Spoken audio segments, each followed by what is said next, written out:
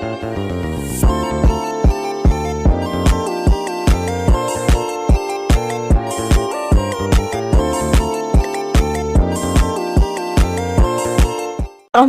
wabarakatuh.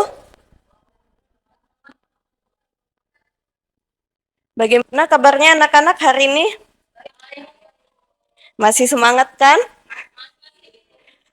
Oke, sebelum kita mulai pembelajaran, Ibu akan minta tolong dulu kepada ketua kelas untuk memimpin berdoa pada siang hari ini.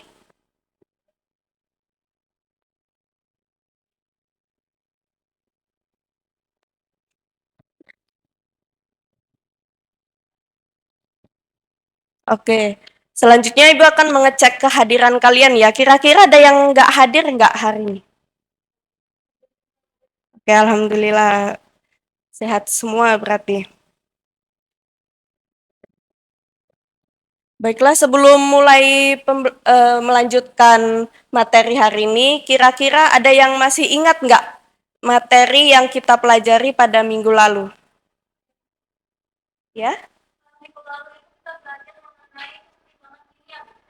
Oke, berarti masih ingat ya. Berarti Elisa ini sudah paham dengan materi minggu lalu.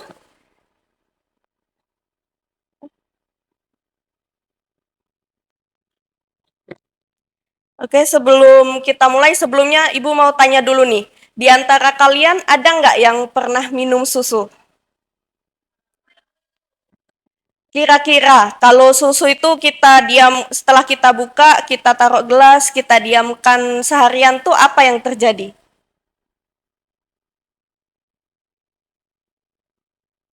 Iya, betul.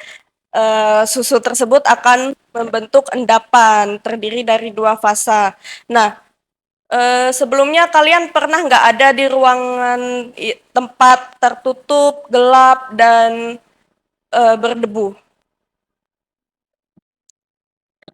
Kira-kira kalau ruangan itu ada lubang, terus ada cahaya matahari yang masuk, itu kelihatan nggak cahayanya? Ya, kelihatan kan? Sama aja kayak kita pagi hari yang cerah, ada matahari. Kita itu kan matahari apa sinarnya juga kelihatan dari balik-balik daun itu. Nah, kira-kira ada yang tahu nggak kenapa kayak gitu? Belum tahu ya. Hal itu terjadi tuh karena materi matahari dibiaskan oleh kalau pada ruangan tertutup, matahari itu dibiaskan oleh um, partikel debu dan kalau pada pada pagi hari itu apa matahari itu dibiaskan oleh partikel embun. Nah, embun itu tuh termasuk ke dalam sistem koloid. Nah, setelah kita bahas itu, kira-kira ada yang tak bisa ngasih tahu nggak hari ini kita bahas tentang apa? Ya, hari ini kita bahas sistem koloid ya. Nah, sebelum kita mulai membahas sistem koloid, Ibu terlebih dahulu akan menyampaikan tujuan pembelajaran pada hari ini. Oke, yang pertama pelajarannya itu satu, siswa dapat membedakan sifat larutan, koloid, dan suspensi. Dua, siswa mampu mengelompokkan jenis koloid berdasarkan medium pendispersi. Siswa mampu menjelaskan sifat koloid.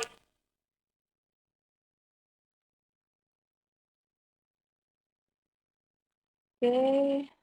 Nah, koloid itu apa sih? Koloid ini adalah jenis campuran heterogen yang terbentuk karena adanya dispersi suatu zat ke dalam zat lain yang dicampurkan. Nah, makanya dalam sistem koloid itu terdapat fase terdispersi dan medium pendispersi. Fase terdispersi ini adalah zat yang mengalami penyebaran secara merata dalam suatu zat lain, sedangkan medium pendispersinya ini adalah zat yang menyebabkan terjadinya penyebaran secara merata.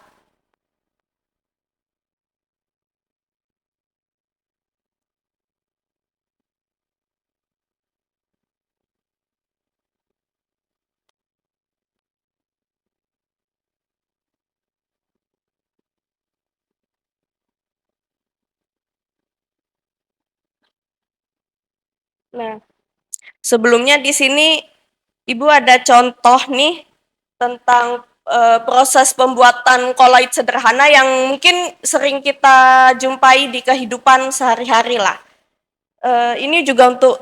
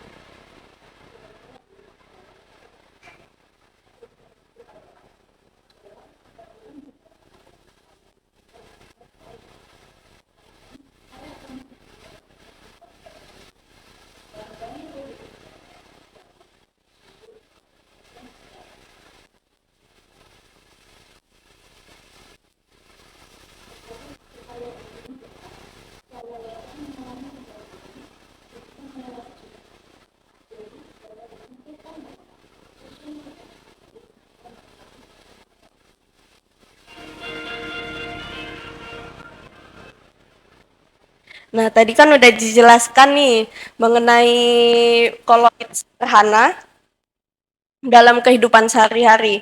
Nah, untuk membuat kalian lebih paham lagi mengenai materi koloid, Ibu ada modul ajar, ada 2 modul ajar. Nah, ini akan dibagikan secara berkelompok.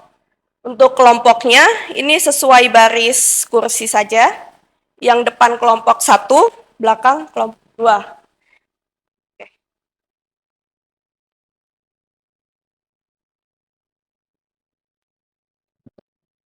Untuk menjawab modul itu, kalian bisa cari referensi bisa dari video atau internet dan sumber lainnya.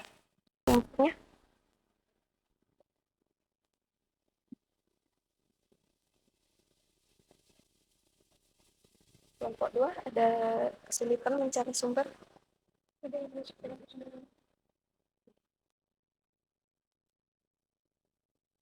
Gimana, udah dapat semua? Nah, sekarang Ibu minta untuk masing-masing kelompok menyampaikan hasil diskusinya. Kalian hanya perlu menyampaikan satu saja, tidak apa-apa. Silakan, dimulai dari kelompok 1. Oke.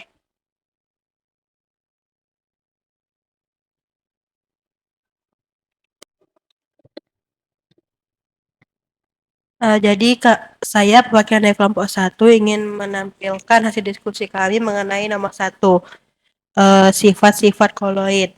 Beberapa sifat koloid yang khas itu ada efek Tyndall, gerak Brown, adsorpsi, dan koagulasi.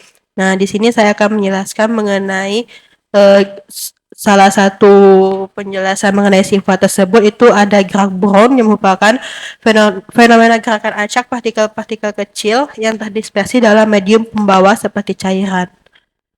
Mungkin itu saja dari saya. Oke, tepuk tangan untuk kelompok 1. Untuk selanjutnya itu kelompok 2, silakan memaparkan hasil diskusinya untuk nomor selanjutnya.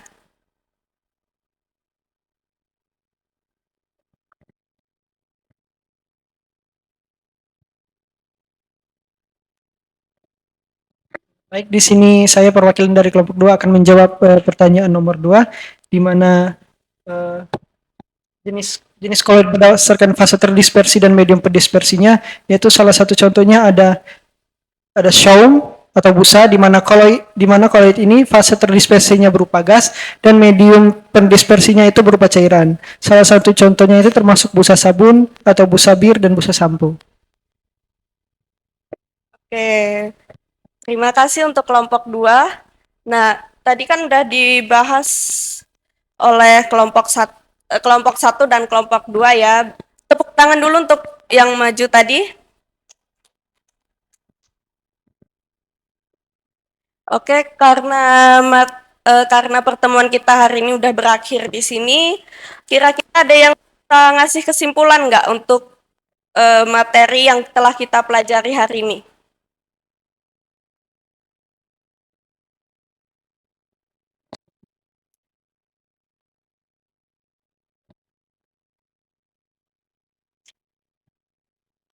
Saudari Cynthia mau memberikan kesimpulan? Oh, oke, oke. Silakan untuk Baik, kesimpulan dari pembelajaran hari ini di mana koloid merupakan campuran heterogen dan merupakan sistem dua fase. Di mana fase pertama ini meliputi zat terlarut sebagai partikel koloid atau yang sering dikenal dengan fase terdispersi, serta zat yang merupakan fase kontinu di mana partikel koloid terdispersi yang disebut medium pendispersi. Baik Bu, itu saja dari saya. Terima kasih. Oke, terima kasih Helisa. Kira-kira ada yang ingin menambahkan kesimpulannya? Oke, silakan kepada Rezi.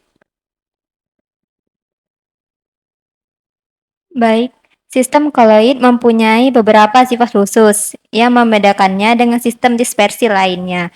Sifat-sifat khusus sistem koloid tersebut adalah efek Tyndall, gerak Brown, absorpsi, koagulasi. Efek Tyndall itu penghamburan cahaya oleh partikel-partikel koloid dalam lintasannya. Gerak Brown, gerakan tak menentu atau acak dari partikel-partikel kecil dalam bentuk sistem koloid. Sedangkan absorpsi yaitu pemupukan zat-zat dalam suatu permukaan. Dan yang terakhir yaitu koagulasi, merupakan penggumpalan membentuk zat semi padat. Oke, terima kasih untuk Rezi dan Elisa atas kesimpulannya. Pertemuan kita pada hari ini cukup sampai di sini. Untuk pertemuan selanjutnya, kalian bisa mencari sumber referensi untuk materi selanjutnya supaya kita nanti langsung masuk ke dalam materi. Ya, saya akhiri. Wassalamualaikum warahmatullahi wabarakatuh.